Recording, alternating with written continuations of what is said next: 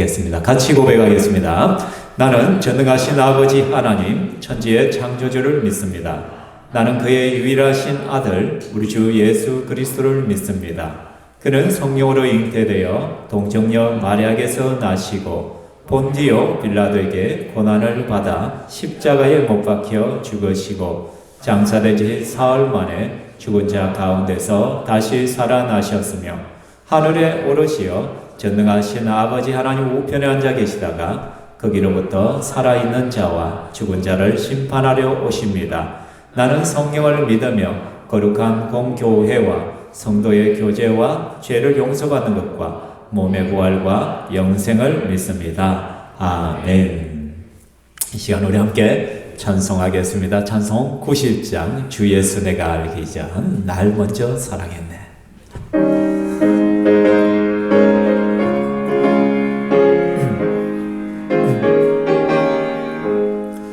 주 예수 내가 알기 전 날 먼저 사랑했네. 그 크신 사랑 나타나 내 영혼 거듭났네. 주 내 맘에 늘 계시고 나 주의 안에 있어 저 포도비유 같으니 참 좋은 나의 친구. 내 친구 대신 예수님 날 구원하시려고 그 귀한 몸을 버리사 내 죄를 대속했네. 나 주님을 늘 믿으며 그 손을 의지하고 내 몸과 마음을 바쳐서 끝까지 충성하리. 내 진실하신 친구여 그 은혜 내려주사 날 항상 보호하시고 내 방패 되어서 그 풍성한 참 사랑을 네 능히 끊을 소냐. 날 구원하신 예수는 참 좋은 나의 친구. 아멘. 이 시간에 나는 주를 섬기는 것이 후회가 없습니다. 우리 믿음으로 이 찬양 고백하겠습니다.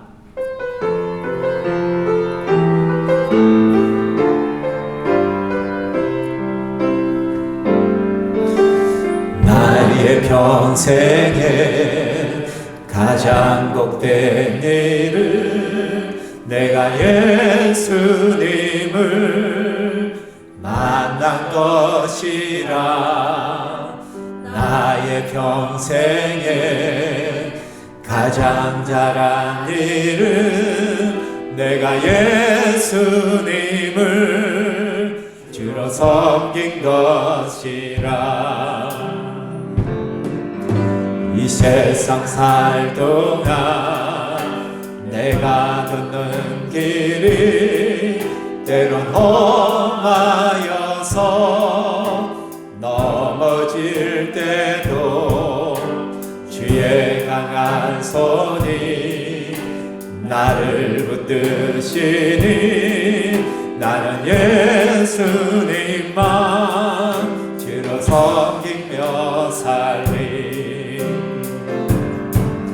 나는 주를 섬기는 것에 후회가 없습니다. 내가 걸어온 모든 시간 다 주의 은혜니 내가 걸어갈 모든 날도 주만 섬기며 살리. 오직 예수 이름 부르며 살아가리라. 이것이 나의 간증이요 이것이 나의 찬송일세. 나 사는 동안 그님만이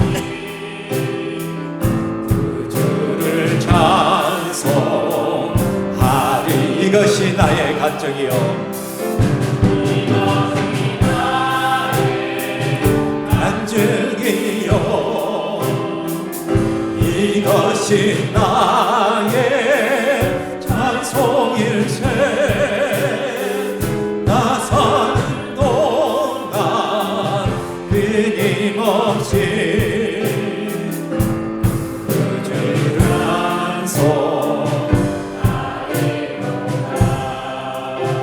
아멘, 아멘.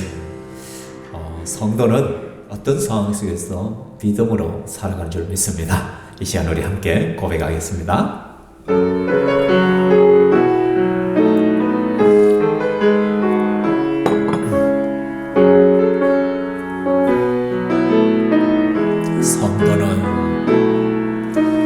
성도는 믿음으로 산다. 성도는 믿음으로 산다. 나의 모든 길 주님 인도하시리. 성도는 믿음으로 산다. 성도는 하늘 은혜로 산다. 성도는 하늘 은혜로 산다.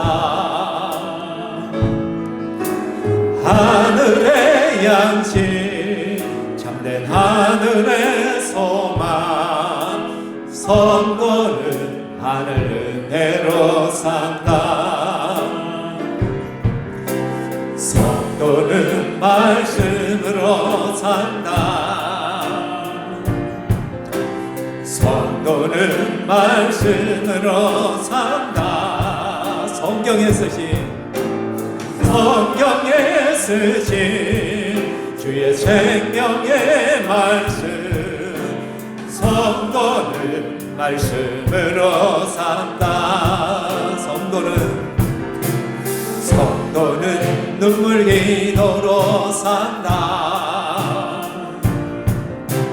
성도는 눈물 기도로 산다. 눈물의 강구 주님 외면치 않네. 성도는 눈물 기도로 산다. 성도는 복음으로 산다. 성도는 복음으로 산다. 나의 모든 새 대신 지신 십자가. 성도는 복음. 다 함께 일어나셔서 성도는 복음으로 산다. 성도는 복음으로 산다. 성도는 복음으로 산다. 나의 모든 죄 대신 지신 십자가. 성도는 복음으로 산다. 하나님 영광 위에 하나님 영광 위에 산다. 하나님 영광 위에 산다. 나를 지으신 주님 그분 뜻대로. 하나님 영광 위에 하나님 영광 위에 산다. 하나님 영광 위에 산다. 하나님 영광 위에 산다. 나를 지으신 주님 그분 뜻대로. 하나님 영광 위에 산다. 자리에 앉으시기 바랍니다. 기도합니다. 하나님 그렇습니다. 성도는 믿음으로 살아갑니다. 성도는 말씀으로 살아갑니다. 성도는 눈물 기도로 살아감을 우리가 고백합니다. 성도는 복음을 위하여 살아가며 성도는 하나님 영광 위하여 살아가야 됨을 우리는 너무나도 잘 알고 있습니다. 그렇지만은 우리 삶을 돌이켜볼 때 여전히 나의 욕망과 욕심과 나의 계획과 나의 목표만을 바라보며 달려갈 때가 너무나 많음을 이 시간에 고백하오니 주여 용서하여 주시옵소서. 이 시간 우리 사랑하는 성도들이 하나님 앞에 예배자로 나왔습니다.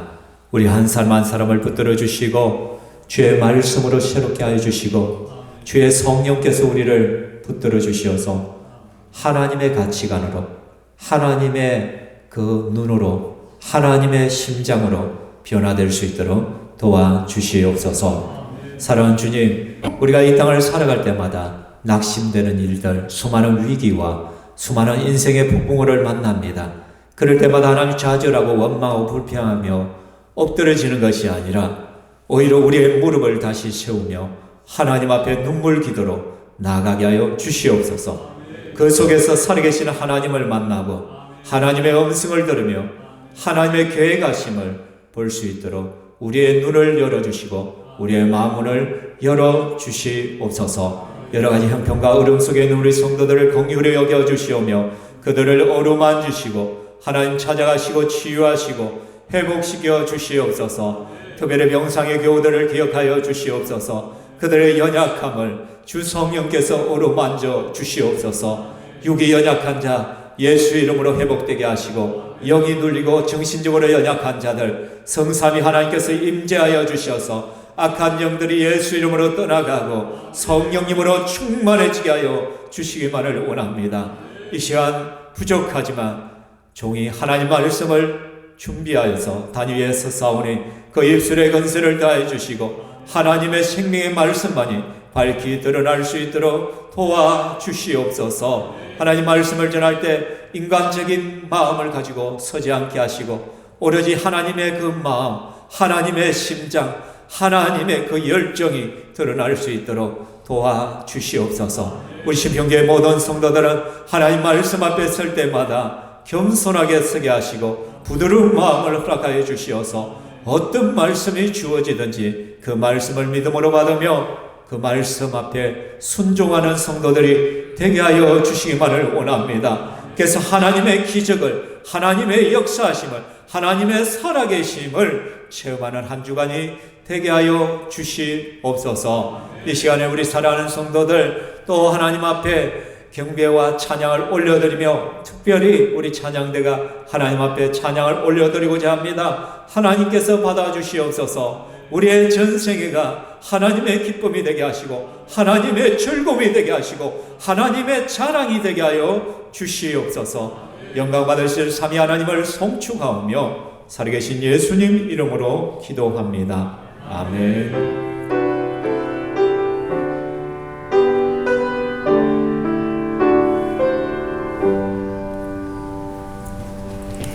하나님의 말씀 보겠습니다. 하나님 말씀은 열왕기상 17장 17절에서 24절까지의 말씀입니다. 열왕기상 17장 17절부터 24절 제가 봉독해 드립니다.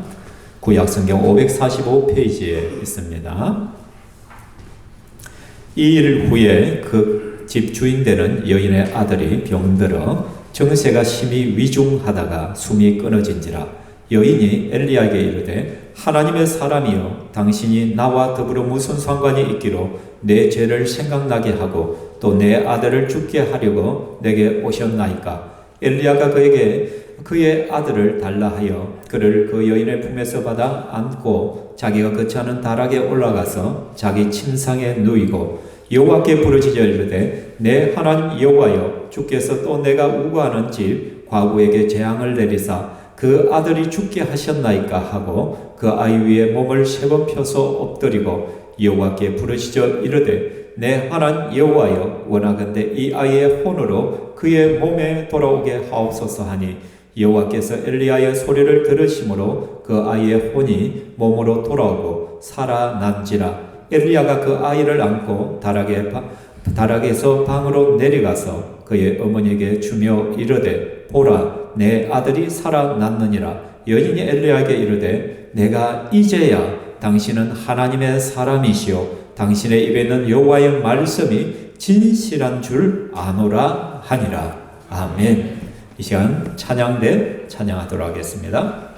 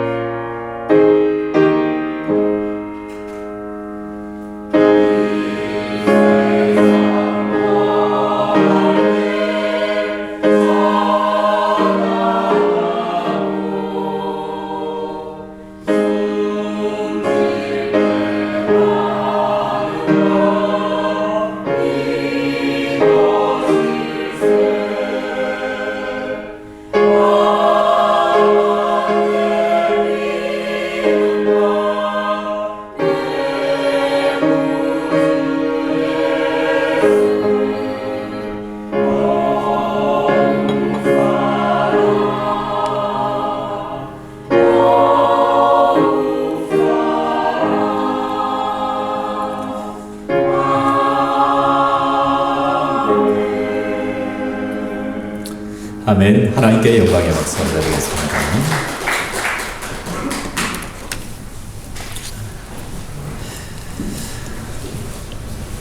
지난주에 우리는 마중물 신앙에 대해서 배웠습니다. 그렇죠?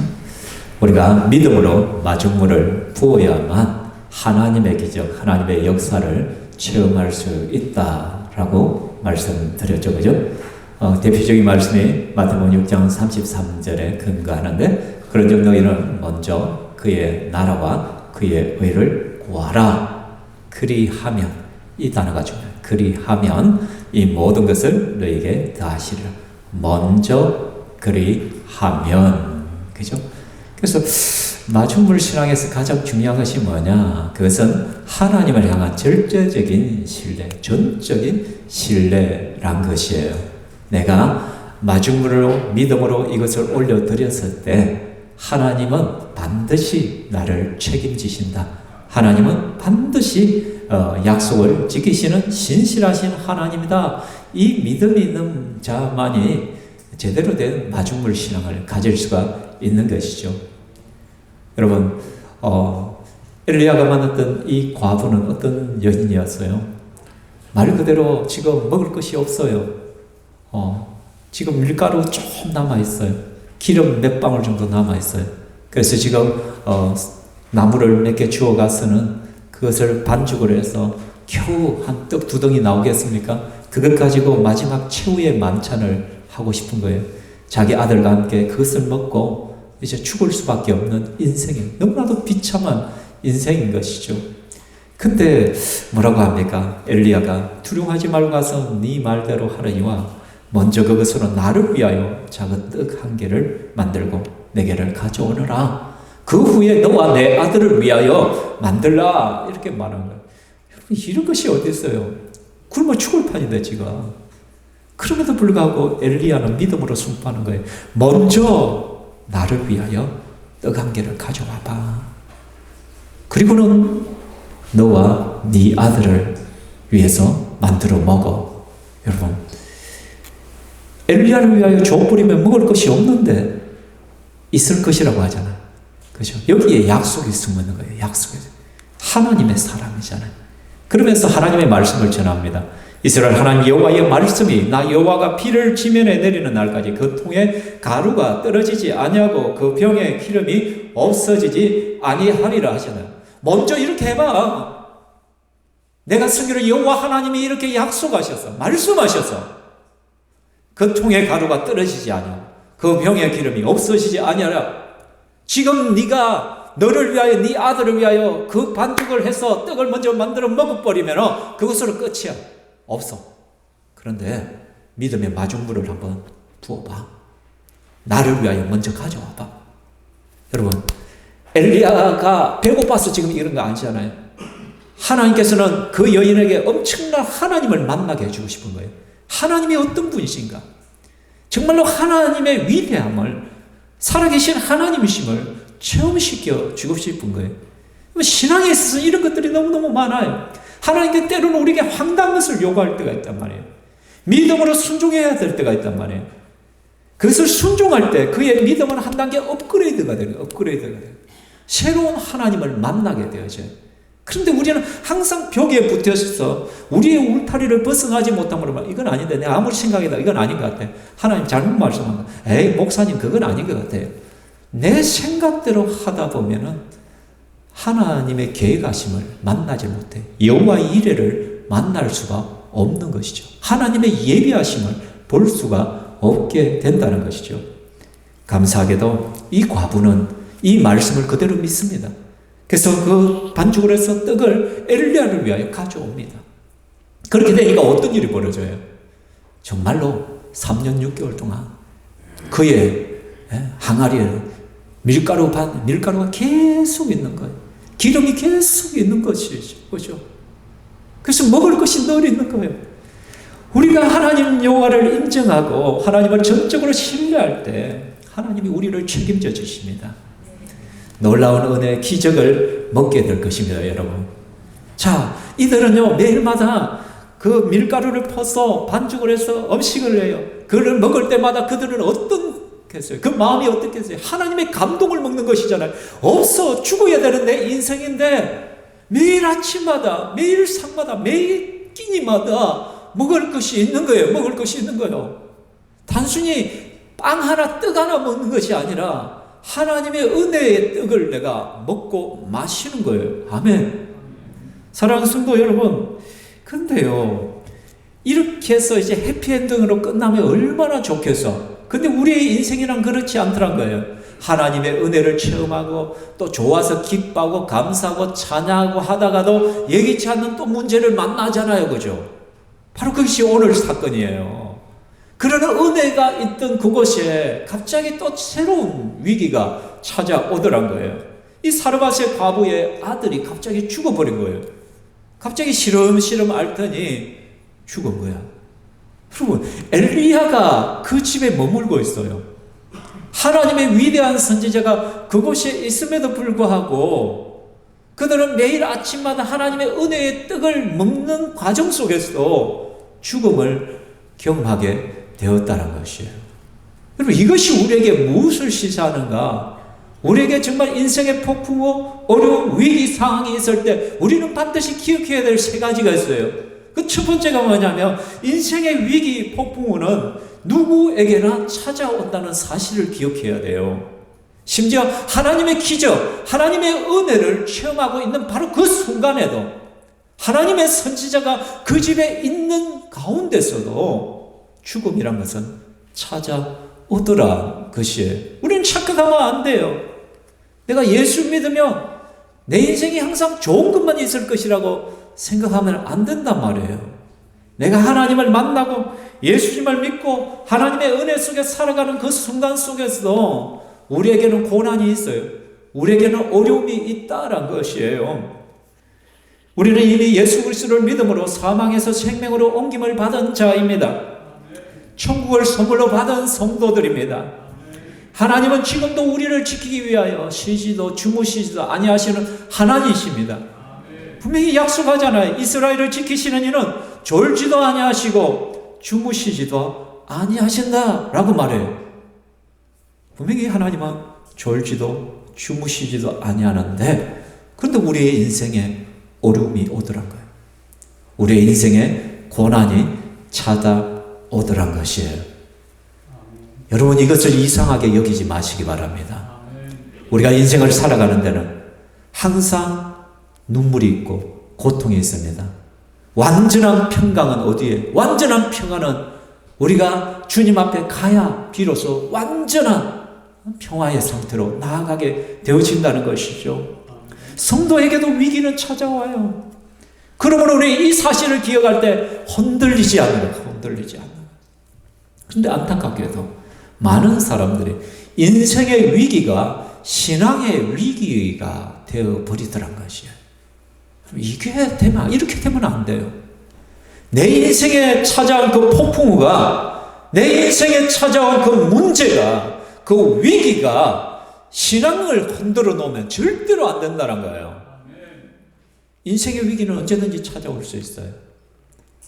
하나님이 믿는 우리들에게 이러한 인생의 위기를 주실 때는 계획이 있고 목적들이 있는 것이에요. 그래서 우리는 쉽게 흔들려서는 안 돼요.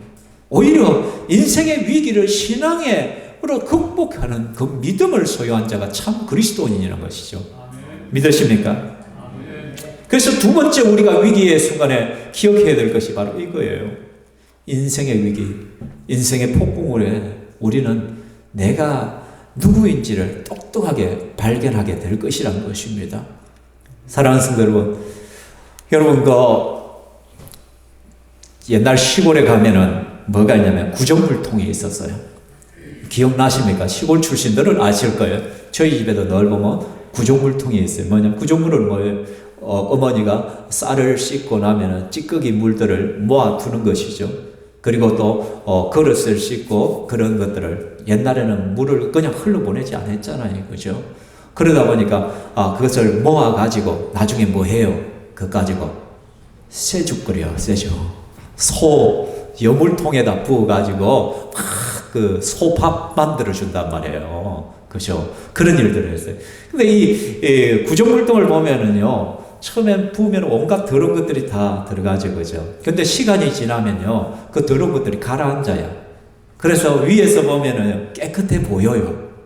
그런데, 한 번씩 실수하다 지나다가 통을 탁 들고 찰 때가 있거든요.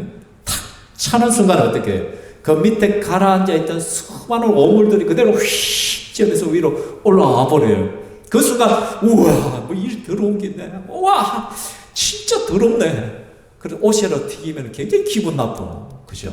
이게 오물통이 오면. 그러니까 이게 가만히 있을 때는 몰라요. 그 밑에 뭐가 있는지를 모른단 말이에요. 그런데 오물통을 탁 구정물을 차는 순간에 다 튀어나오게 돼요.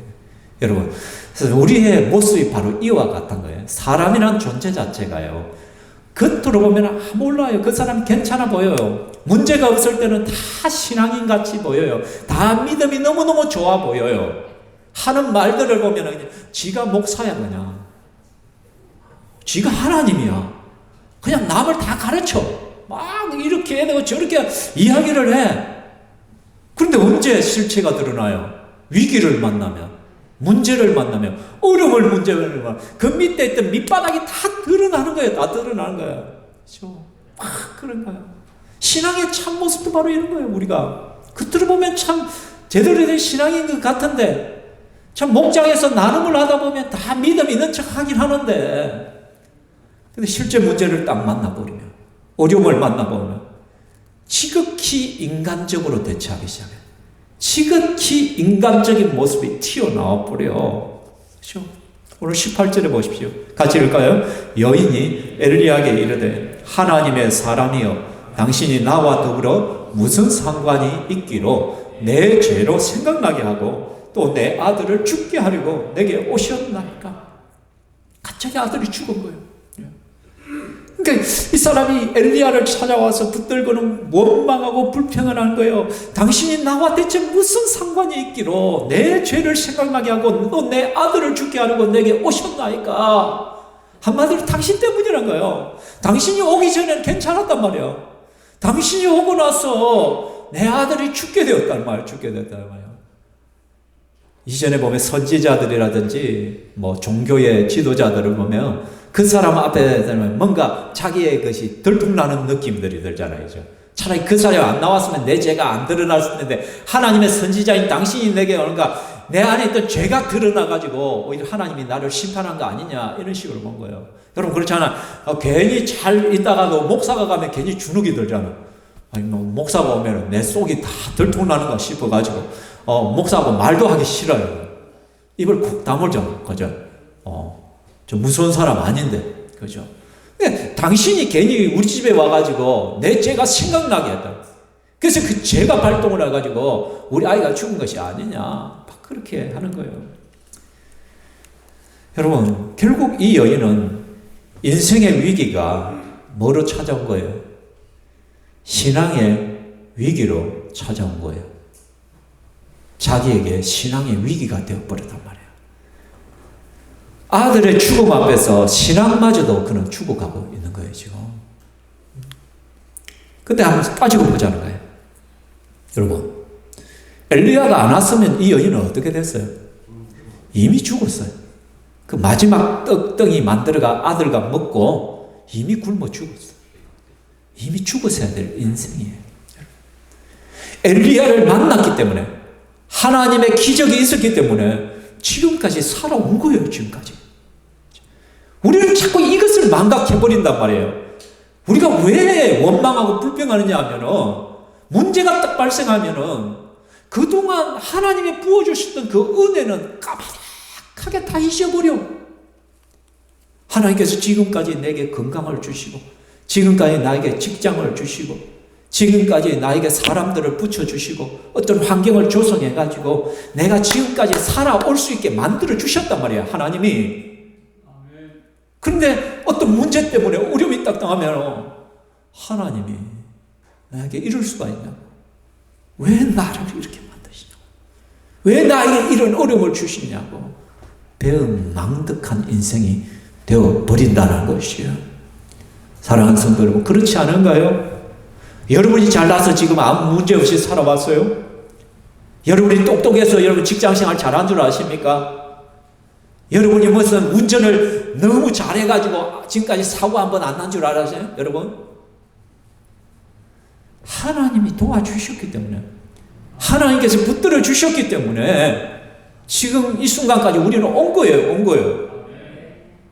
그렇게 오래도록 하나님이 지켜주셨는데 잠깐 문제가 발생하고 잠깐 어려움이 왔으면 그것 때문에 내 신앙의 위기가 찾아오는 거야. 인생의 위기가 신앙의 위기로 바뀌어버리고 신앙마저 죽어가는 일들이 우리 속에는 너무 많이 일어나고 있더라는 것입니다. 사랑하는 성도 여러분, 우리 인생이 이런 것 같아요.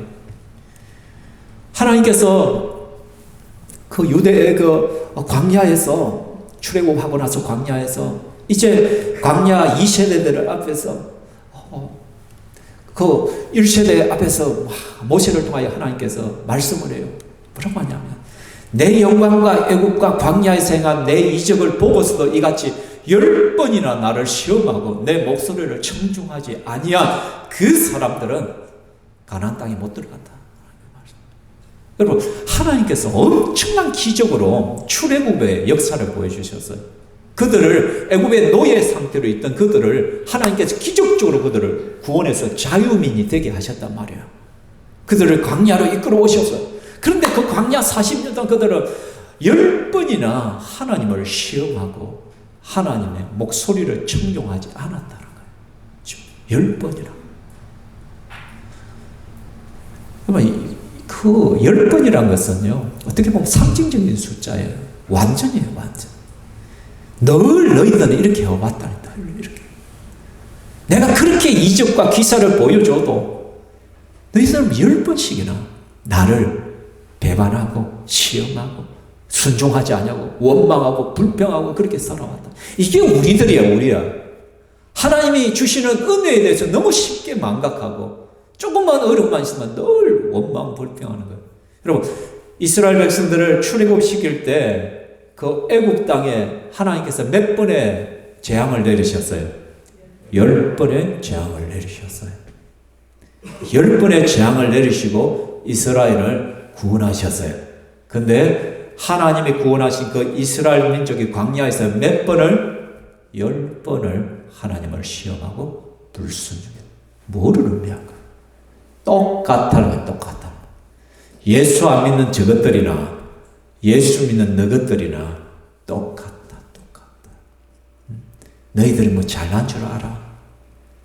내가 그리 은혜를 주고 그렇게 많은 것들을 체험한 너희들도 문제만 발생하면 예수 안 믿는 사람들 똑같아져.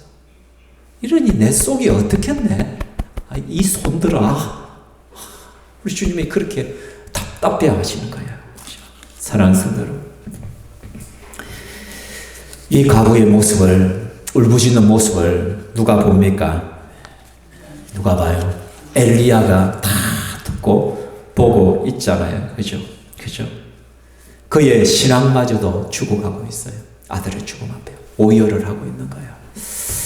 그 모습을 지켜보는 엘리야의 마음이 어떻겠어요?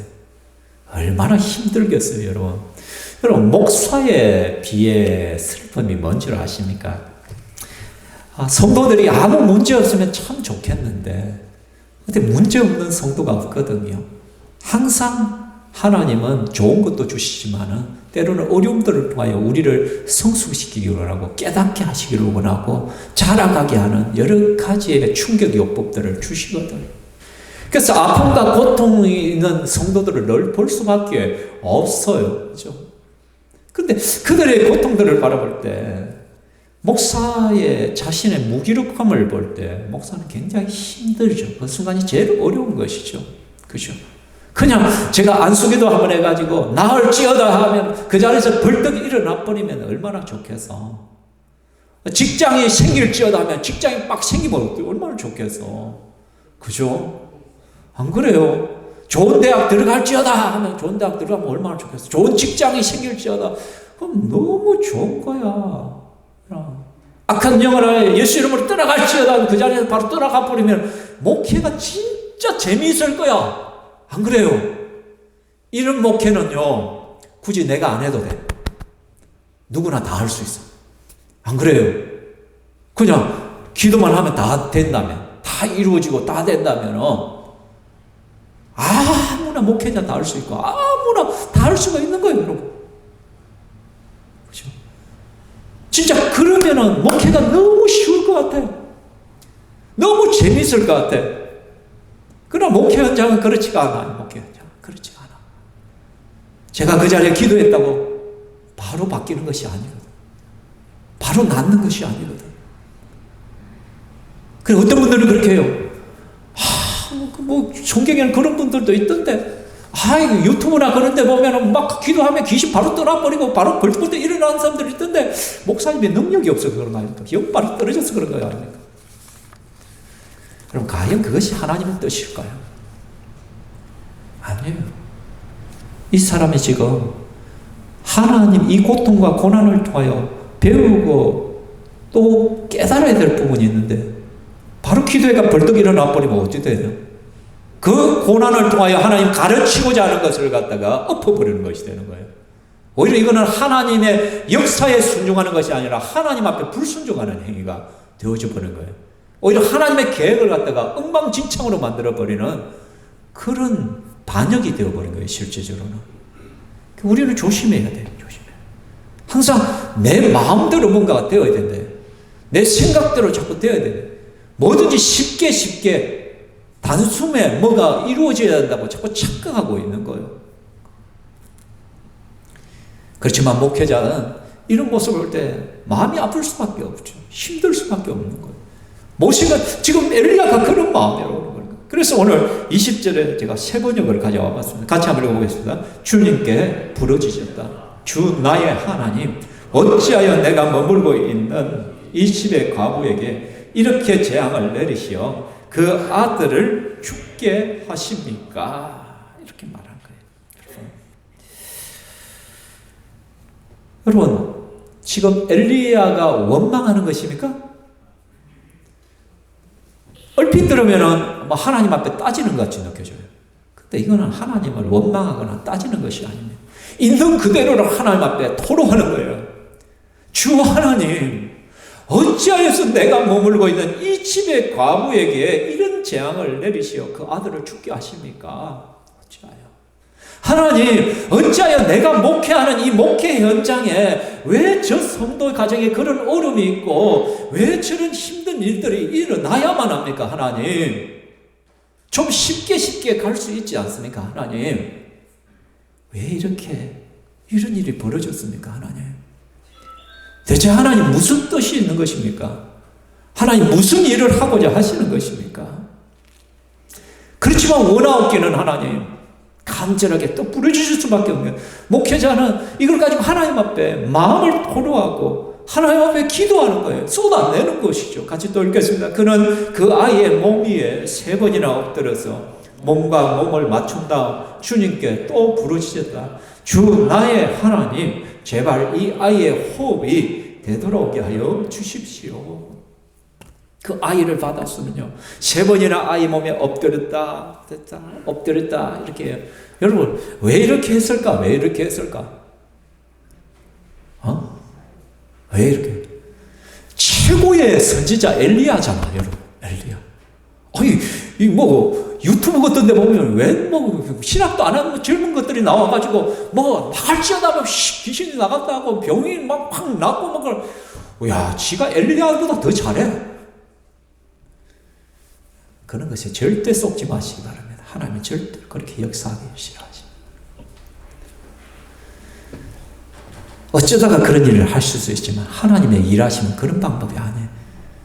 그 최고의 엘리야, 선지자 중에 선지자가 어떻게 해요? 3번이나 그 아이의 몸에 엎드렸다가 엘리야가 할 수 있는 건 없어요, 여러분.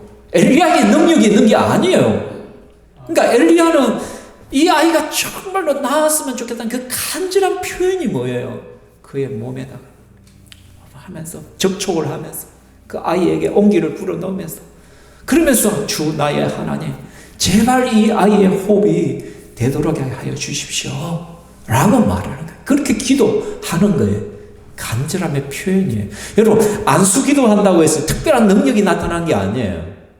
그 안수기도 한다는 뭐냐면 마음이에요. 마음. 좀 간절함의 표현인 거예요. 때로는 2 손을 얹기도 하고 몸에 얹기도 하고, 때로는 우리가 무릎을 꿇고 하나님 앞에 기도하잖아요. 여러분, 무릎 꿇다고 해가지고 하나님이 더 빨리 기도 응답해 주는 거 아니에요. 그거는 우리 편에서 하나님을 향한 간절함의 표현이에요. 표현. 여러분, 40일 금식했다고 해서 하나님께서 겁먹어가지고 야, 안 들어주면 이러다가 저 죽겠다, 야, 빨리 들어줘야지 해가 하나님께서 40일 금식했다고 들어주는 거 아니에요, 여러분. 40일 금식은 내 편에서의 간절함이에요. 하나님 앞에. 하나님, 제가 정말 간절합니다. 정말 제가 시급합니다. 주님, 제발 불쌍히 여겨달라는 그 간절함의 표현일 뿐이에요, 여러분. 사랑하는 성도 여러분, 이 인생의 위기 앞에서 2 사람의 태도가 달라졌어요. 왜냐하면 지금 이 과부에게만 위기가 아니라 엘리야에게도 위기예요. 지금 만약에 이 아이가 죽어버리면 이 과부는 신앙을 떠나가 버려요. 그죠? 그리고 그 소식을 들은 수많은 사람들이 엘리야와 하나님을 비방하게 될 것이라는 것이죠. 이는 여인의 문제만이 아니라 엘리야의 문제이기도 하다는 거예요. 근데 죽은 아이의 엄마는 선택했던 건 원망이에요. 원망이. 그가 진짜 선택해야 되는 원망이 아니고 기도여야 되는데, 신앙을 붙들어야 되는데, 근데 위기의 순간, 절망의 순간 죽은 아이 엄마는 사람인 엘리야를 찾아서 원망을 했다면 그러나 하나님의 사람이 엘리야는 누구를 찾아요? 하나님을 찾았단 말이에요. 여러분, 이게 차이라고요. 이게 차이라고. 우리는 어떤 문제를 만나면 그 문제 앞에서 자꾸 사람을 찾아. 사람한테 하소연하고, 사람 앞에서 원망하고 불평하고, 또 사람에게서 뭔가 도움을 받으려고 자꾸 이렇게 뭔가를 하려고 한단 말이에요. 근데 진짜 성도의 모습은 하나님 앞에 엎드려야 돼요. 엎드림의 시간이 되어야 되는 것이에요. 신앙인이란 것은 위기의 순간, 절망의 순간에 여러분, 사람이 아니라 하나님을 찾는 사람들입니다. 이것이 저와 여러분의 모습 되어지기를 소망합니다. 그래서 여러분이 위기를 만날 때 세 번째 기억해야 될 것은 하나님을 깊이 체험하는 기회가 되어야 돼요. 그 인생의 위기는, 폭풍우는 하나님을 깊이 체험하는 기회가 되어야 된단 말이에요. 22절에 여호와께서 엘리야의 소리를 들으심으로 그 아이의 혼이 몸으로 돌아오고 살아난지라. 그 엘리야의 간절한 기도 앞에서 하나님께서 그 아이를 다시 살려주셔요. 죽은 자가 살아나는 그 놀라운 기적을 체험하게 된 것이죠. 그죠? 여러분, 사르밧이라는 뜻이 기억 안 날까봐 그냥 그대로 가져왔습니다. 뜻이 뭐예요? 용광로이고 도관이고 연단이고 훈련이라고 했어요. 지금 사르밧이 하나님께서는 또다시 이 사건을 통하여 연단시키기를 원하는 거예요. 훈련시키는 거예요. 이 여인을 믿음의 연단이 주어진 것이죠. 이 여인에게. 뿐만 아니라 엘리야에게도 믿음의 연단의 시간이에요. 왜? 이제 곧 엘리야는요, 바알과 아세라 선지자 850대 1과 싸워야 돼. 영적 싸움을 하러 가야 돼. 또 다시 아왕 앞에 서야 되는 엄청난 영적 전쟁이 기다리고 있는 거예요. 이 상황 속에서 하나님은 이런 위기를 통하여 엘리야에게 더욱더 믿음의 그 굳건함을 세우고, 하나님을 더욱더 이런 상황 속에서 너 나를 신뢰할 수 있어? 나를 믿을 수 있어? 하나님께서 질문하신 거예요. 사랑하는 성도 여러분, 이 기회를 통하여 결국은 이 여인의 고백이 뭡니까? 여인이 엘리야에게 이르되 내가 이제야 당신은 하나님의 사람이요 당신의 입에 있는 여호와의 말씀이 진실한 줄 아노라 하니라. 아멘. 내가 이제야 당신이 하나님의 사람이고 당신의 입에 있는 여호와의 말씀이 진리임을 알겠습니다 라고 말하는 거예요. 여러분, 근데 이 사르밧 과부는 입이 하나님의 기적을 체험했던 사람이에요. 그죠? 굶어 죽을 수밖에 없는 상황 속에 먼저 마중물 그 신앙을 한번 보여주니까 하나님께서 그 집에 먹을 것이 끊이지 않도록 계속 먹을 것을 공급해요. 매일마다 기적을 먹고 살아가는 거예요. 매일마다 기적을 먹는 그 하나님의 놀라운 은혜 체험을 했단 말이에요. 그런데 이 사람이 뭐라 해요? 이제야 당신은 하나님의 사람이에요. 당신의 입에 있는 여호와의 말씀이 진실한 줄 알겠다. 여러분, 이게 우리의 모습이에요. 진짜 여러분 신앙 안 자랍니다. 정말 믿음 안 자라대요.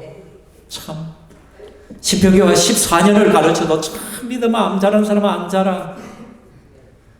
어떤 사람은 푹푹 자라기도 하지만 신앙이 안 성장해. 그 자리에도 아니어서 오히려 떠내려가 버려. 그냥 뭐 후퇴해. 참 아이러니. 우리가 하나님의 은혜를 그리 체험하고도 보면은 정신을 못 차려 보면, 그럴 때 하나님께서 쓰는 방법이 뭡니까? 충격요법을 쓰는 거예요. 충격요법. 한 번씩 고난을 탕탕 튕겨놔요.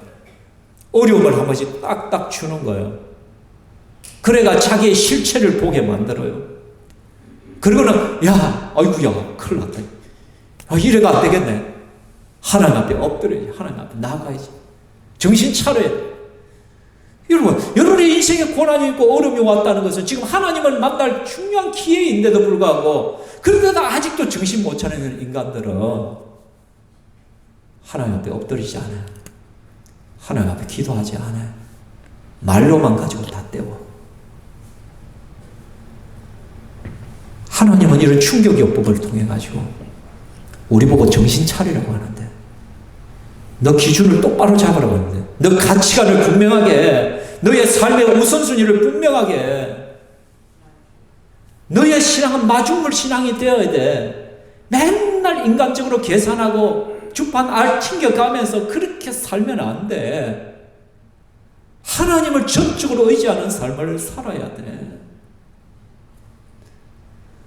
하나님께서 그런 것들을 자꾸 가르쳐 주기를 원해서 이런 신앙의 위기와 어려움들을 주셨는데, 그런데도 하나님 앞에 우리가 이런 것들을 알지 못하면 안 된다는 거예요. 근데 이 사르밧 과부는 지금 이제야 알겠다는 거예요. 이제야 내가 이 고난 앞에 내 아들이 죽고 다시 살아나는 이 놀라운 기적의 행위들을 바라보면서 당신이 정말로 하나님의 사람인 것을 내가 이제 알겠다. 그리고 여호와의 말씀은 진리고 반드시 성취된다는 것을 이제야 내가 알겠습니다. 이렇게 고백하는 거예요.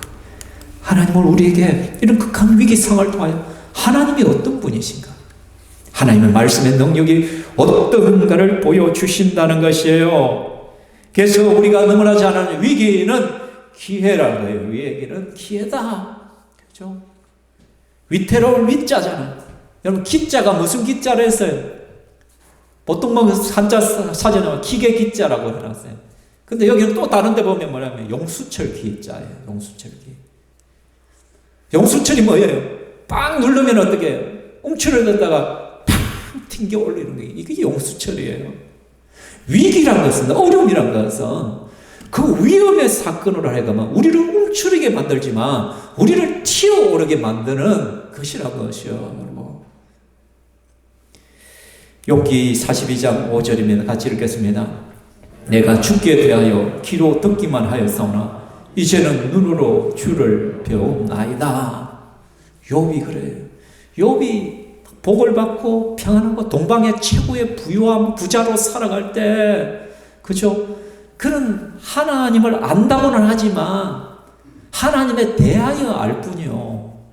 그런데 그가 급격한 고난을 당했을 때 하루아침에 자기 재산, 그 만든 재산 다 빼앗기고, 하루아침에 자기의 자식들이 하루아침에 동일한 날에 다 죽어버리고, 그리고 자기의 온몸에 욕창과 수많은 그런 피부병이 발생해가 귀환장으로 팍팍 긁어도 시원치 않는 완전 만신창이가 되어버린 그런 비참한 상황들이고, 그의 아내마저도 이 하상아, 나 같으면 차라리 하나님을 욕하고 확 죽어버리겠다.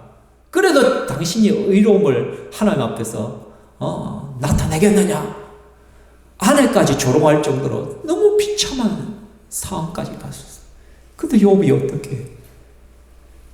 주신 자도 여호와시요 취하신 자도 여호와시니 오히려 여호와의 이름이 영광을 받으실지어다 라고 그는 찬양하잖아요. 내가 적신으로 와서 적신으로 돌아가는 게 당연하다. 나는 이 땅에 태어날 때 그냥 붉은 몸뚱이 하나로 태어났을 뿐이다. 지금까지 하나님 주신 모든 것을 가지고 내가 누렸을 뿐인데 그걸 하나님이 거두어 갔다고 내가 하나님을 욕하고 하나님을 원망하겠느냐? 이게 진짜 신앙인의 모습이잖아요. 그때 욥이 최후에 이 고난을 통하여 나는 이제는 눈으로 주를 보게 돼. 더 깊이 주님을 만나고 이제는 실제적인 하나님으로 내 삶 가운데 역사하는 주님을 내가 알게 되었다라고 고백하는 거예요. 이게 사르밧 과부의 고백이에요. 시편 34편 8절에 같이 읽겠습니다. 너희는 여호와의 선하심을 맛보아 알지어다. 그에게 피하는 자는 복이 있도다. 아멘. 그럼 목사로서 하다 보면 그런 말이죠. 진짜 너무 좋은데 이 맛을 좀 알아야 되는데 우리 신평교회 성도들이 좀 기도의 맛을 알아야 되고 하나님의 채우심의 맛을 알아야 되고 하나님의 인도하심의 이 맛을 봐야 되는데 이 좋은 맛을 몰라 가르쳐 줄 수가 없어. 이거는 지가 체험을 해야 돼. 그죠? 여러분이 게맛이 얼마든지 알아요? 게맛을 알아요? 게맛은 먹어봐야 알아. 딱 좋은데 표현할 길이 없어. 너무 좋은데 언제 어떻게 뭐 가르칠 수가 없어. 이거는 내가 맛보아야만 알 수 있는 능력이기 때문에. 그리고 제가 사기꾼 같이 보입니까? 아니잖아. 제가 강대산에 있으면은 갑자기 사기꾼이 돼가지고 뭐 없는 말도 지어내는 사람 같이 보여요. 저는 하나님을 만나고, 저는 하나님 앞에 기도해서 수많은 응답을 체험했고, 하나님의 역사들을 늘 보면서 살고 있고, 그래서 우리가 기도하면 하나님이 어떤 일들을 행하는 줄 알고, 하나님은 나를 실망시키지 않는 분임을 알고, 그것을 맛본다. 저는 우리 성도들이 좀 여호와의 선하심을 맛봐, 좀 새벽 기도에도 와가지고 좀 엎드리고, 수요 기도에도 좀 나와가지고 같이 기도하고, 좀 토요 저녁 기도에도 나와서 좀 내 자신의 신앙을 점검하고, 주일을 준비하면서 내 마음을 좀 추스리고 하나님 앞에 엎드려 기도하면서 좀 그렇게 좀 하나님을 만났으면 좋겠단 말이에요. 여러분, 우리 가운데 바쁘지 않는 사람 없어요. 다 바빠요. 다 바빠요. 그런데요, 기도하는 사람은 바빠서 못하는 사람이 아니라 바빠도 시간을 내는 사람이 기도하는 사람이에요. 여러분의 신앙의 위기와 어려움을 만났을 때 그때서야 엎드리려고 하지 말고 평소에 좀 엎드리십시오. 평소 하나님 앞에 좀 기도하면서 주님을 체험하면서, 그래서 매일 일순간마다 여호와의 선하심을 맛보아 좀 알아가십시오. 그렇죠? 결론입니다. 우리가 위기를 만나고 어려움을 만날 때 이 세 가지를 기억하십시오. 인생의 위기는 누구에게나 찾아옵니다. 저희 가정에도 찾아오죠. 그렇잖아요. 전에도 말씀, 우리 재건이 교통사고 나가지고 무려 6개월을 병원에서 치료하고 재활하고, 저희 어머니 포크레인 사고 나가지고 엄지발 다 깨지고 1년 동안 병원에서 완전히 있었던 도 있었고, 그죠? 우리 재건이 혀 잘려가지고 혀가 날아갈 뻔한 위기도 있었고, 우리 신건이 죽을 위기에서도 하나님께 또 구해주셨고, 순간순간마다 여러분, 목회를 한다고 해서 목사라고 하나님 위기를 다 빗나가게 하지는 않아요. 우리의 삶에는 언제든지 폭풍가 있습니다. 위기가 있습니다. 왜? 하나님은 이걸 통해서 우리가 주님을 더 매달리기를 원하기 때문에, 좀 더 주님을 깊이 체험하고 엎드리기를 원하시는 그런 주님의 계획이 있어요. 큰 그림이 있기 때문에 당장의 그것 때문에 여러분 주저앉으면 안 돼. 그래서 위기가, 인생의 위기가 신앙의 위기가 아니라 그 순간을 통하여 내가 누구인지를 좀 발견하자는 거예요. 내가 어떤 존재인지, 내 신앙의 꼬라지를 좀 보자는 거예요. 내 신앙의 좀 실체를 보자는 거예요. 진짜 내가 제대로 된 신앙인지, 내가 진짜 예수쟁인지, 다 뽀록나게 돼 있어.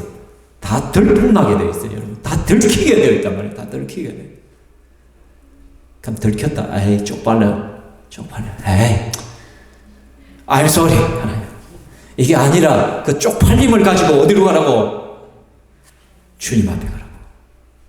주님 앞에 가서 깊이 체험하는 기회로 삼아 하나님의 역사를 경험하고, 하나님의 응답하심과 하나님의 위로하심과 회복시키는 그 은혜를 체험하는 저와 여러분 되기를 주의 이름으로 축원합니다.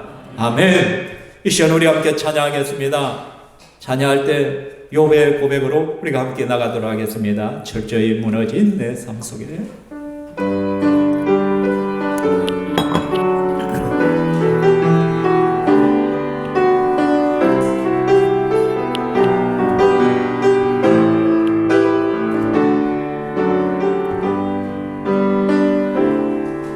철저히 무너진 삶 속에서 하나님 나에게 역사하시고 믿음의 시선을 허락하사 주를 주목하게 하시네. 때로는 견디기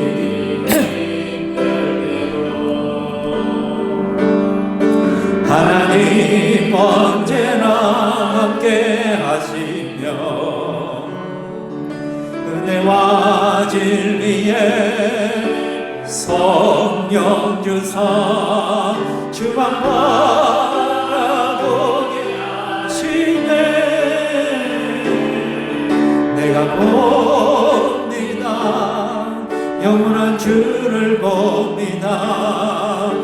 기만 들었으나 이제 봅니다. 내가 봅니다. 존귀한 주를 봅니다. 영원한 내 영혼이 이제 주를 다시 한번 우리 고백하겠습니다. 철저히 무너진 삶 속에서 하나님 나에게 역사하시고 믿음의 신선을 허락하사 주를 주목하게 하시네. 때로는 견디기 힘들 때도 하나님 언제나 함께 하시며 은혜와 진리에 성령 주사 주만 바라보게 하시네. 내가 봅니다. 영원한 주를 봅니다. 귀로만 들었으나 이제 봅니다.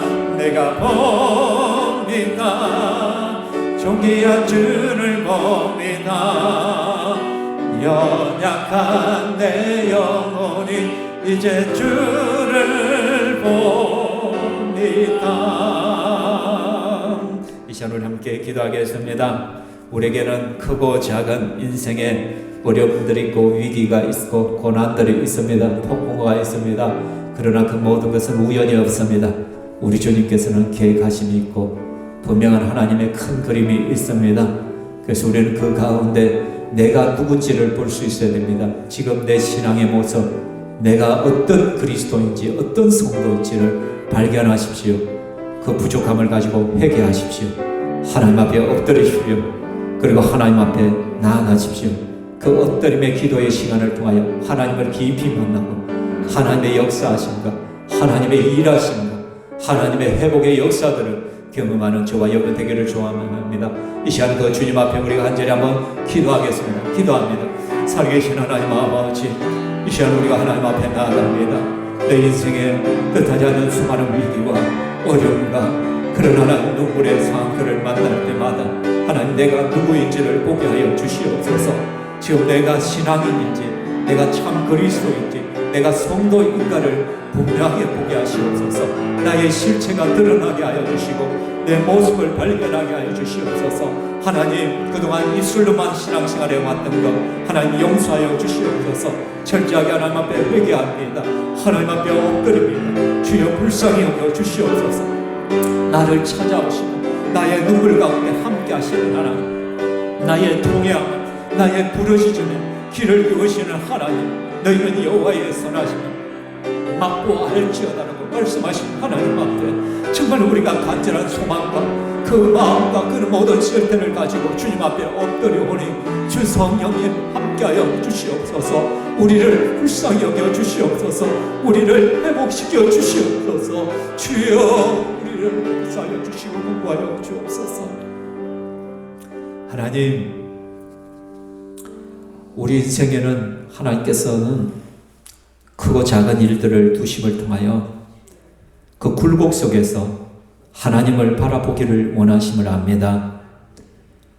너희가 기쁠 때는 감사하고 괴롭고 슬플 때는 생각하라고 말씀하였는데, 하나님 내 인생에 찾아온 여러 가지 폭풍우와 어려움들 앞에서 하나님 앞에 묵상하기를 원합니다. 주님 앞에 엎드려지기를 원합니다.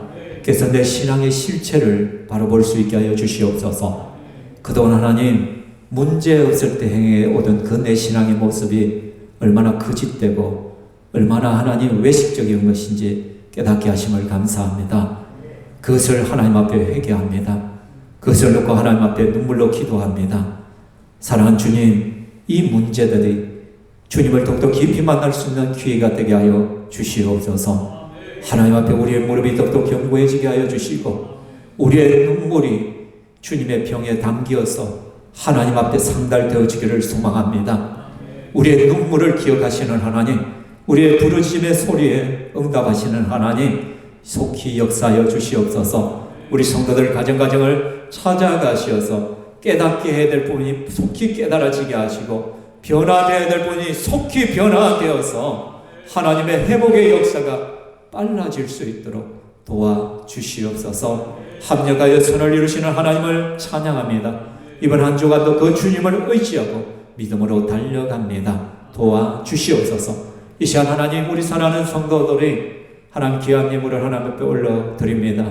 하나님, 참 힘들고 어려운 시절이지만 주님께서 우리에게 힘주시고 은혜주시고 직장 주시어서 우리로 벌어먹게 하심을 감사드립니다. 하나님 주신 그 11조를 마중물로 하나님 앞에 올려드립니다. 하나님께서 받으시고 우리의 인생에 풍성함으로 채우시고 30배, 60배, 100배의 열매를 거두게 하여 주시고 하나님 꾸는 존재가 아니라 나누어 주는 존재가 될 수 있도록 복의 복을 더하여 주시옵소서. 직장 생활이 즐겁게 하시고 직장 속에서 선한 영향력을 드러내게 하여 주시고 또 우리가 만나는 수많은 사람들에게 예수 십자가의 복음을 전할 수 있도록 도와주시고 우리를 통하여 영혼의 역사들이 일어나게 하여 주시고 우리의 가정을 지켜주시고 가정이 천국이 되어질 수 있도록 축복하여 주시옵소서. 영광 받으시라 하나님을 찬양합니다. 예수님 이름으로 기도하옵나이다. 아멘. 주 예수 그리스도의 은혜와 하나님의 사랑과 성령 하나님의 교통위로 하시니 이 자리에 함께한 주의 권속들 머리 위에 영원토록 있을지어다.